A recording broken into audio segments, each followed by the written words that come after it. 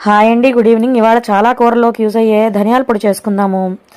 దానికి కావాల్సిన పదార్థాలు: ఒక కప్పుడు శనగపప్పు, ఒక 7 నుంచి 8 కారం గల ఎండుమిర్చి, ఒక గుప్పెడు ధనియాలు, కొంచెం జీలకర్ర. ముందుగా ఒక బాండి స్టవ్ మీద పెట్టుకొని బాగా హీట్ చేసుకొని అప్పుడు సిమ్ చేసుకొని అందులో ముందుగా మనం తీసుకున్న ఎండుమిర్చి, అందులోనే మనం తీసుకున్న కప్పుడంతా శనగపప్పు కూడా వేసుకొని చక్కగా దగ్గరుండి కలుపుతూ మీడియం ఫ్లేమ్లో పప్పు అంతా కూడా కొంచెం కలర్ మారేంత వరకు కూడా డ్రైగా రోస్ట్ చేసుకోవాలి. ఆయిల్ అది ఏమీ అవసరం లేదు, చక్కగా ఇలా డ్రైగా రోస్ట్ చేసుకోవడమే. అలా కలర్ మారుతూ ఉన్న తర్వాత మిగతా ఇంగ్రీడియంట్స్ వేస్తాం అనమాట. కాబట్టి కలుపుతూ ఫ్రై చేసుకోవాలి. ఇవి కొంచెం ఇలా కలర్ మారాక అప్పుడు మనం తీసుకున్న ధనియాలు అలాగే జీలకర్ర కూడా వేసేసుకొని మరొక 2 to 3 minutes ఫ్రై చేసుకోవాలి.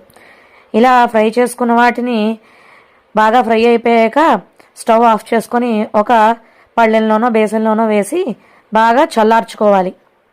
అవి చల్లారాక అప్పుడు మనం పొడి కొడతాం అనమాట.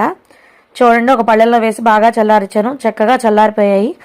అప్పుడు ఒక మిక్సీ జార్ తీసుకొని అందులో ముందుగా మనం వేర్చుకునే ఎండుమిర్చి, తర్వాత ఈ పప్పులు కూడా వేసుకొని కొంచెం బరకగా ఇలా మిక్సీ పట్టుకోవాలి. అంతే, ఎంతో రుచికరమైన ధనియాల పొడి రెడీ అయిపోయింది. ఇది చాలా కూరల్లోకి యూజ్ అవుతూ ఉంటుంది. ఏ కూరలో యూజ్ అవుతుందో మళ్ళీ మరో వీడియోలో తెలియజేస్తాను. మీరు కూడా ట్రై చేయండి. Bye bye. సబ్స్క్రైబ్ చేయండి. Thank you.